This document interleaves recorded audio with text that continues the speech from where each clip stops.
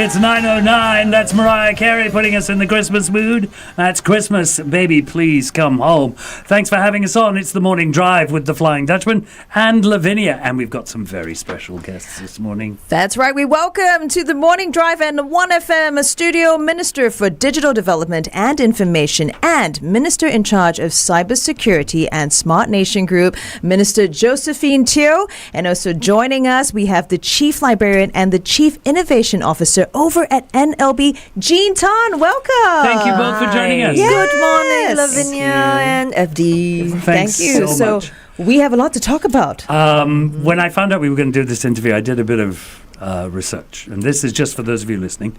I went on the NLB site and I saw a 30-second video that basically sold the Albatross File and what we're going to be talking about today. And that 30 seconds completely sold me on this exhibition. Great. I have to go and see this exhibition now. Jean's very satisfied. You are very welcome. That's Yeah. And that's what we're going to be talking about. So let's start with you, Minister. I mean, the files have been sealed for over 5 decades.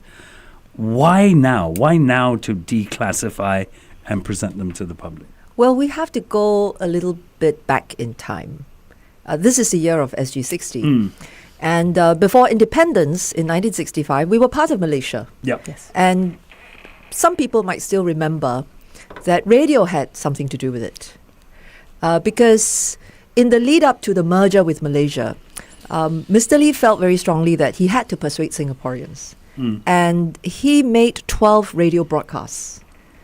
And in fact, some years ago, NLB had an exhibition of the battle for merger. Right. And Mr. Lee, in preparing for those broadcasts, was actually physically exhausted. It showed how much he cared about the merger. And so in 1963, when we merged with Malaysia, he had made a very important speech, and he had said that he hoped that the relationship would be one between brothers and not, masters and servants. Sure. But the union turned out to be not a very happy one. There were many differences, and the most fundamental difference was with regards to what was the vision. And Mr. Lee and his team believed that we should have a Malaysian Malaysia. I see. And this turned out to be not quite the same vision as the leaders in Malaysia. So then, separation came on 9th August 1965. It had been a shock for people at the time, but actually it didn't take place overnight. In the lead up to the separation, there was a very instrumental character, and that was Dr. Keng Swee. Okay.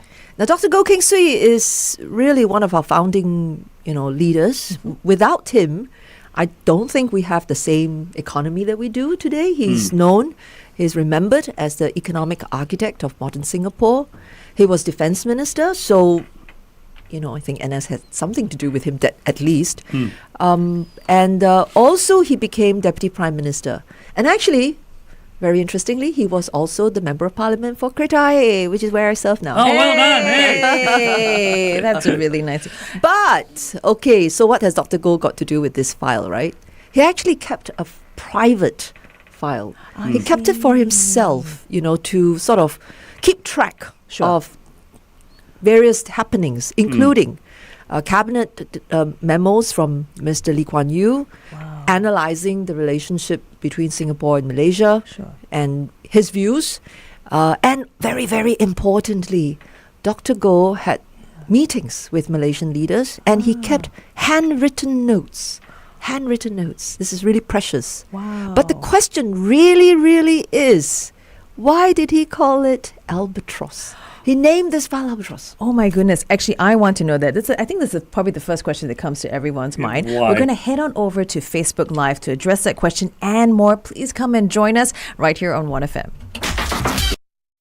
Hey, good morning, everybody. So we do have our Facebook Live question. When did Singapore gain its independence? If you can answer that, then you win for yourself wonderful dining vouchers from Imanami, which are worth $150. And if you can't answer it, we'll take away your passport. Oh, what? No, we're just kidding. We're just kidding. No. So we were discussing this. He named it Albatross. And why? Are you going to tell us why? We are going to tell you why. Okay. Because there is an expression, right? You have to hang an albatross on someone's neck. Yes. So when Dr. Goh named this file Albatross, he clearly had that reference in mind. Right. And so the question is, whose neck? Whose neck? Okay. And actually, it turns out it was Singapore's neck. Okay. And then what did he mean when he said albatross? What's the albatross around Singapore's neck? Sure. And actually, I think he meant Malaysia. Malaysia. So, but what does this expression mean for him? I think it meant, and historians can certainly correct me, Jean can correct me, I think he probably meant that with us, still being part of Malaysia, it was going to impede Singapore's progress. Singapore was just not going to be able to move, in the way that it wished to move on behalf of its people to serve the public interest.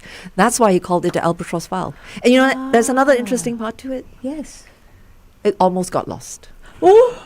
No. Yeah. And that was documented, that it almost got lost. Wow. Well, it got documented because in the 1980s, when Singapore was already, well past the angst of separation and having been independent, had started to build up some real foundations, were making good progress. Yes. There was an attempt, there was a very concerted effort to capture oral histories. I see. And when we were doing oral histories, then Dr. Goh went looking for the file. Oh. And actually, he almost could not find it. Oh, wow. Okay. Ooh, thank God he did. Yes. So he fortunately found the file, and the oral histories were recorded. But it was only in 1996, 3 decades after independence, that he publicly disclosed the existence of the file. Oh, wow. So the Albatross File, except a brief mention in the oral history, Sure. actually was not known. Yeah. Its existence was not known publicly until 1996. Wow. And here it is today in a great exhibition for everyone to just, seek, just really partake in all this significance, Wow, that's amazing. Really amazing. Yeah. Okay, just quickly, the significance of the Albatross File to Singapore, is it part of a wider effort maybe to re-examine Singapore's separation and the founding years with fresh eyes? Why is there that need for an entire exhibition? Yeah. Maybe Jean, wanna... maybe you can answer that. Yeah, so the story is not entirely new. I think in Mr. Lee Kuan Yew's memoirs, he had consulted oral history and all the documents up to that stage. So the story actually has been told. Now the question is how to tell it differently. And I'm so pleased that FD, you like the teaser. That teaser's brilliant. You know why? Because the teaser's end says, feel history. Yes. And that's what we're trying to do. Yeah. So for this exhibition, we wanted to do it like possibly no other history exhibition other than the bicentennial. Yes, of course. Yeah, this is like self-praise, yeah. Self-praise, guys, self-praise, yeah. Bicentennial. So we said... No, we always try to break new ground. Because Jean and I I'm talked sorry, about FD it. is laughing. Yeah. No, I love it. I think it's great. No, because people, when they think of history, they say, oh, a big yawn. Yes. Right? And say, Yeah. oh, very heavy. And indeed, between the file and the exhibition, there is a book. And the book is a very scholarly treatment. 500 pages. 500 pages. So if you do manage to get hold of the book, it is still fascinating. It contains 23 documents from the Albatross File. Wow. It contains historians painting the backdrop, because you need to know the context. Yep. And the two very, very outstanding historians who know our journey to independence very well is Professor Tan Tai Yong and Professor Albert Lau. They did a brilliant treatment of the background. Wow. They know this topic very well. And the book also has excerpts from oral histories recorded in the 1980s. Now, who was in those oral histories recorded, right? Yeah. Someone to do with SPH2.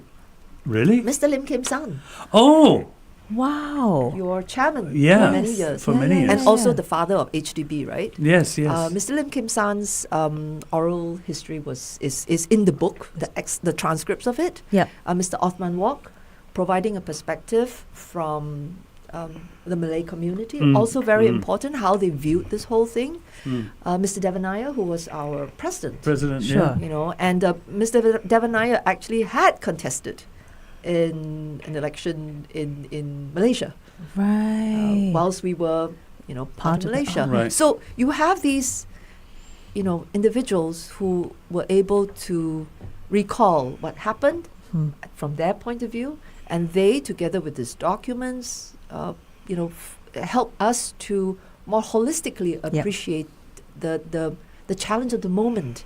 It was, such a difficult thing for them to try and move forward on. Sure. They were very concerned about what was going to happen to Singaporeans either way. Stay in Malaysia, separate.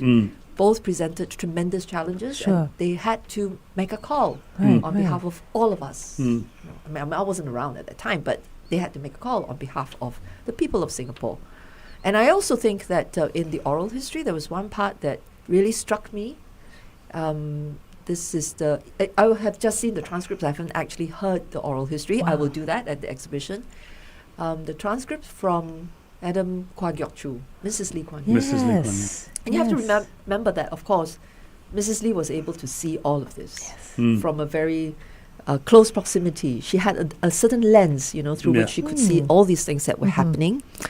And she said, this is just according to the transcripts, but I'm sure we will hear it At the exhibition. At the exhibition.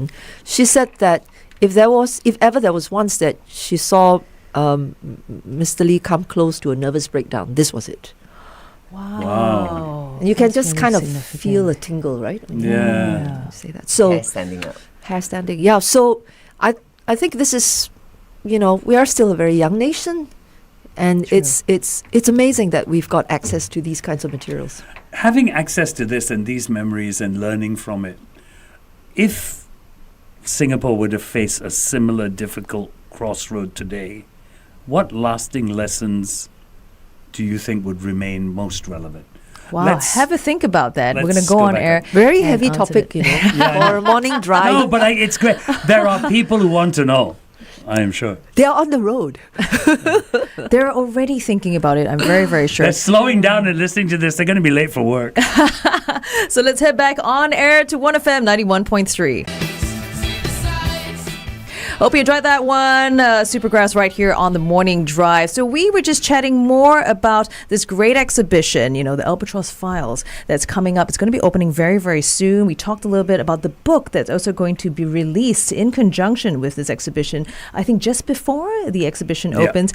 And I love how, Jean, you said that for this exhibition, it's about feel history. And, Minister Teo, you talked about how you've read some excerpts from the book, and you said you really feel it. You really feel the difficulties that, all the involved parties, the various Mrs. Lee Kuan Yew himself, were going through because it was such a tough time, the decision that had to be made, convincing the public and all that. I think they're really going to feel history, and I think it's important for them because it's not just a moment, it's not just dates. They need to feel all the emotions wrapped up in this significant moment.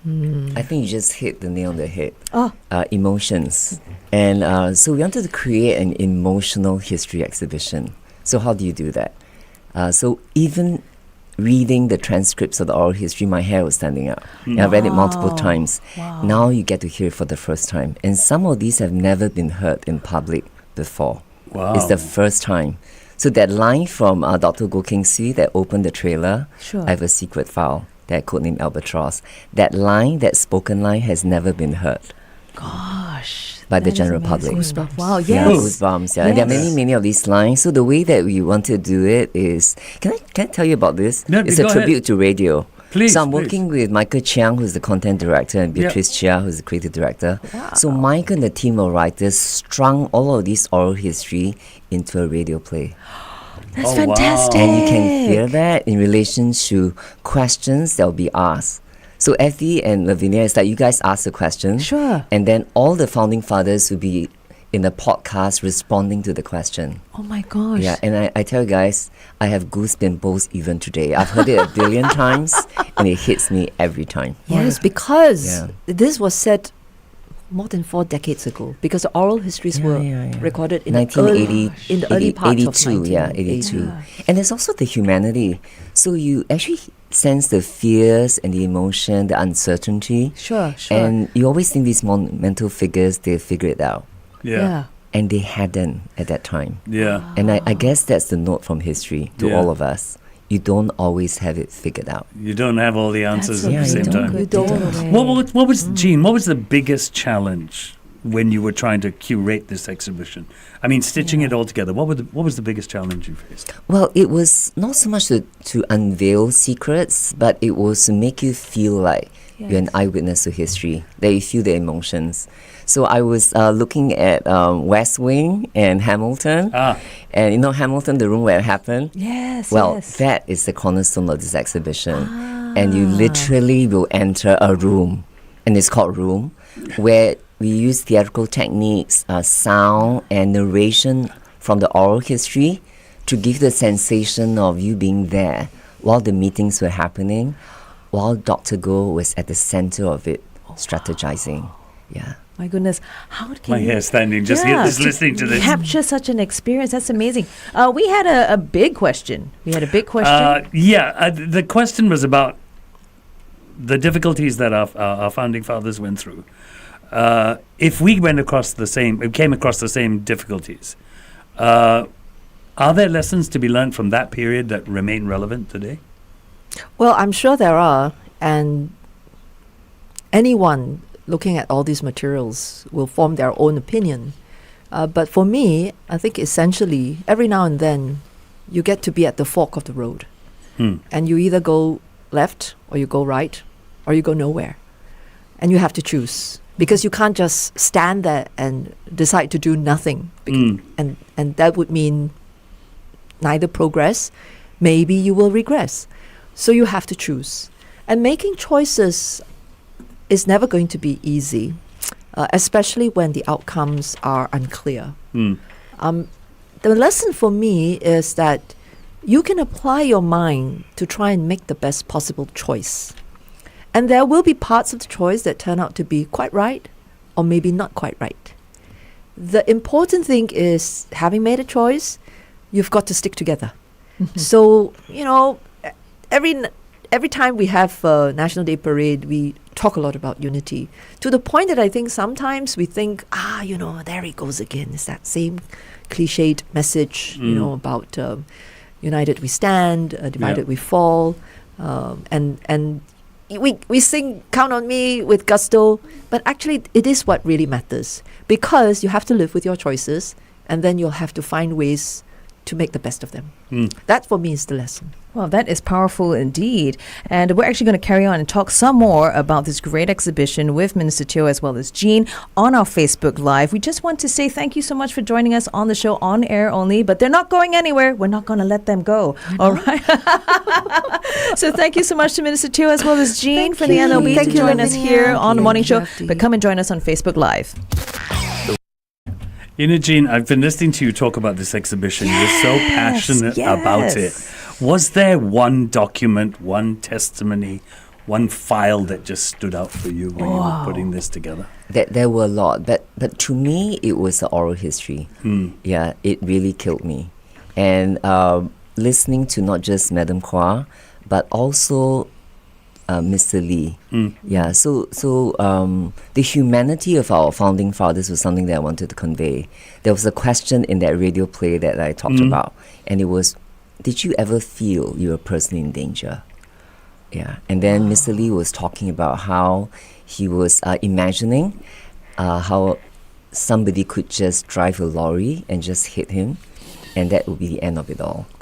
Yeah, and it was a sensation of always being on tenterhooks because something could happen to you just round the corner. And to me, that was the courage that really got me. It was the uncertainty, the courage, and the humanity. Yeah, that the Singapore wasn't forged by demigods. Sure. It was forged by people with the same anxieties that we have, but perhaps with the courage that we all aspire to have. Right. Actually, you've captured that so well, because when I was listening to Minister Teo as well as for you talking about the exhibition on air, I realized that this exhibition is a way for us to see our founding fathers in a very real sort of light. You know what I mean? Like you said, get to listen to them too. Yes. They have real fears, real anxieties. I think that's amazing. And to think that we can actually hear hear their oral recordings. Well, I It's think amazing. also because in Singapore we live in a very safe city. Yep, So this idea of danger is actually sometimes quite distant from us. sure. To the sure. point that when Singaporeans travel overseas, maybe depending on where you go, you may be experiencing danger in the real sense for the first time. So the idea that our founding leaders were fearing for their lives, but not fearful. They knew that there was risk to their lives, but Yeah. I don't have the sense. They you know, were going planning through for the materials. danger. Yes, they They were kind not of knew fearful, that. they were planning for danger. Yes, they Yeah. knew that a lot was at stake, Yeah, yeah. and they could be taken out. It's like a knife's edge that they had to Mhm. deal with. But yeah. they had to be brave. Yes. And it also just speaks to how great adversity can sometimes bring out the best in not just the leaders but also the people. Because keep in mind, the people of Singapore supported Mr. Lee to enter into the merger with Yep. Malaysia. Yeah. And then when we eventually left, they also supported him and his team in trying to forge a new path forward for ourselves. Yeah. And if there was a lack of that support, I don't think that it's possible for us to get to where we are today.